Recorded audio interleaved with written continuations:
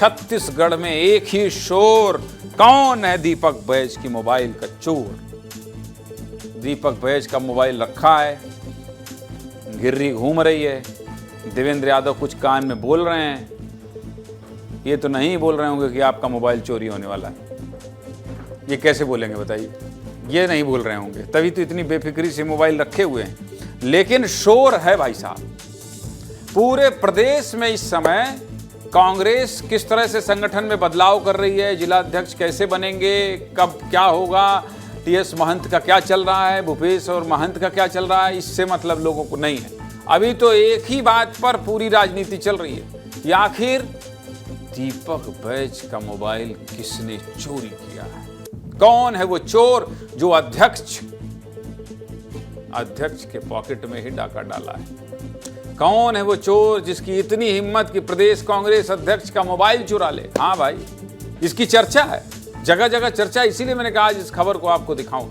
छत्तीसगढ़ कांग्रेस के प्रदेश अध्यक्ष दीपक बैज का आईफोन किसने चुरा लिया है। आज प्रदेश की राजनीति में इसी बात की चर्चा हो रही है और अजब गजब बयान सामने आ रहे हैं। 29 जून को एनएसयूआई के प्रदेश कार्यकारिणी की बैठक हुई। यह बैठक राजधानी रायपुर के कांग्रेस मुख्यालय में हो रही थी, लेकिन इसी बैठक में कांग्रेस प्रदेश अध्यक्ष दीपक बैज का आईफोन चोरी हो गया। और सबसे हैरान करने वाली बात यह है कि जिस हॉल में दीपक बैज का आईफोन चोरी हुआ वहां सीसीटीवी कैमरे ही नहीं लगे।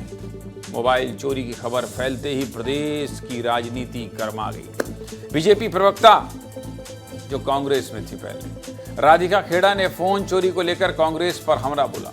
राधिका खेड़ा ने सोशल मीडिया एक्स पर पोस्ट करते हुए लिखा कि कांग्रेस प्रदेश अध्यक्ष दीपक बैज जी का मोबाइल फोन उनके ही प्रदेश मुख्यालय में चोरी हो गया है और चोर को पकड़ने की कोशिश की तो सामने आया कि मुख्यालय में सीसीटीवी कैमरा नहीं है। ये अलग एंगल डाल दिया इन्होंने। वहीं वन मंत्री केदार कश्यप ने कहा कि मोबाइल चोरी को लेकर क्या दीपक बैज को भूपेश बघेल और टीएस बाबा पर तो नहीं है शक। मतलब शक कौन कर रहा है? बीजेपी की सरकार है, उनके कद्दावर मंत्री शक कर रहे हैं। दीपक बैज अभी शक नहीं कर रहे हैं और क्या पता उनके मन में भी हो तो अपने क्या लेने देना। लेकिन केदार कश्यप कह रहे हैं कहीं भूपेश बघेल और टीएस सिंहदेव का तो हाथ नहीं है इस चोरी में। सोचिए कितने बड़े बड़े लोग बात कर रहे हैं, इसलिए खबर आपको बताना जरूरी है। जबकि डिप्टी सीएम विजय शर्मा ने कहा कि हम सीसीटीवी एक्ट ला रहे हैं, जिसके बाद सीसीटीवी लगाना अनिवार्य हो जाएगा और कांग्रेस भवन में भी सीसीटीवी लगेगा। क्या कह रहे हैं बीजेपी के नेता और मंत्री, सुनिए जरा।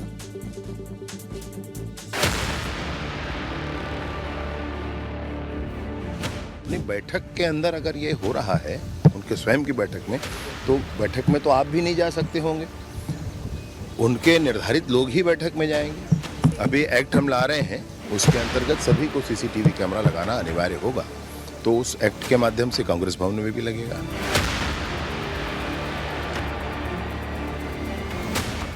दीपक बैज जी, आपको पूरे प्रदेश को बताना चाहिए कि आपकी जासूसी कौन कर रहा है, कौन आपके राज जानना चाहता है कि आपके शक यदि भूपेश बघेल जी के ऊपर है या टीएस सिंहदेव जी के ऊपर है, तो आप उसको उजागर करिए।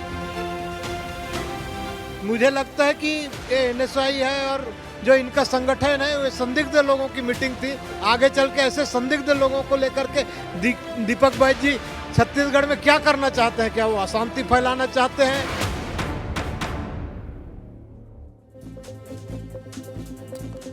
वैसे ये बैठक एनएसयूआई की रणनीति, संगठन की मजबूती और कांग्रेस के राष्ट्रीय अध्यक्ष मल्लिकार्जुन खड़गे के दौरे को लेकर थी। लेकिन इस बैठक की चर्चा मोबाइल चोरी को लेकर हो रही है और होना भी चाहिए। प्रदेश अध्यक्ष का मोबाइल पार करने की हिम्मत आखिर कौन है, ये देश जानना चाहता है।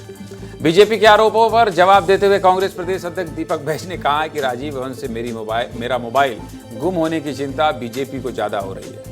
इस सरकार में अपराधियों का मनोबल बढ़ा हुआ है और ऐसा लग रहा है कि बैठक में कुछ असामाजिक तत्व भी आ गए थे। देखिए, कांग्रेस ने भी पलटवार जोरदार किया है कि हमारे बैठक में, कांग्रेस के बैठक में कुछ असामाजिक तत्व आ गए थे और बीजेपी कांग्रेस के प्रदेश अध्यक्ष बैठक भी कर रहे थे। और क्या कह रहे हैं पीसीसी दीपक बैज, सुनना जरूरी है क्योंकि चोरी दीपक बैज की मोबाइल की हुई। सुनिए।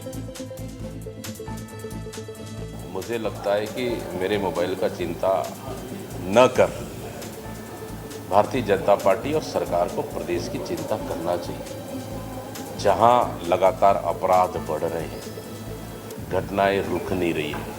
हम लोग लगातार इस बात को कहते आए हैं कि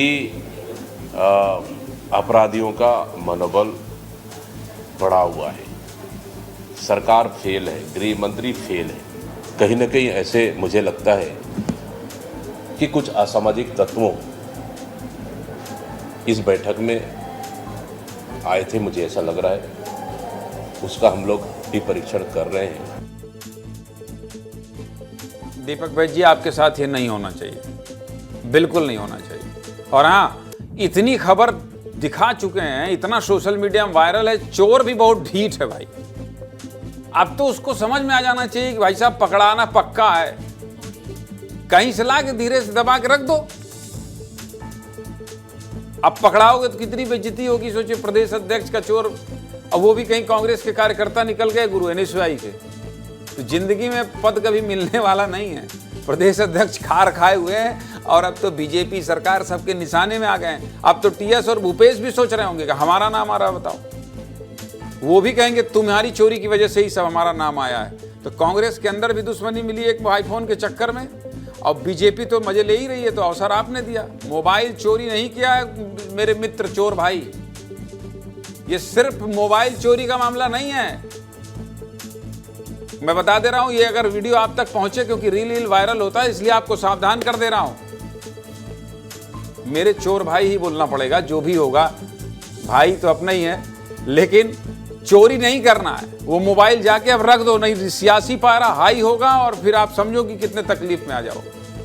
तरीका मैं बता दे रहा हूं, अगर मान लो चोरी कर लियो, ठीक है, आईफोन था, लगा कि यार चलो ठीक है, तो जाके कांग्रेस की किसी खिड़की में या कहीं टेबल वेबल में रख दो, तो समस्या का समाधान हो जाएगा और पार्टी में पद प्रतिष्ठा भी समय के साथ मिल जाएगी। इस खबर की इतनी चर्चा है कि इस खबर को कितनी गंभीरता से बताऊं। छत्तीसगढ़ के बीच कांग्रेस के अध्यक्ष दीपक बैज का मोबाइल चोरी हो गया है, ऐसे तो ये खबर नहीं बताई जा सकती भाई। अब एक मोबाइल चोरी का विषय इतना बड़ा मामला हो गया है कि प्रदेश के गृह मंत्री कह रहे हैं CCTV एक्ट ला रहे हैं हम। सोचिए आप, बहुत बड़ा मामला।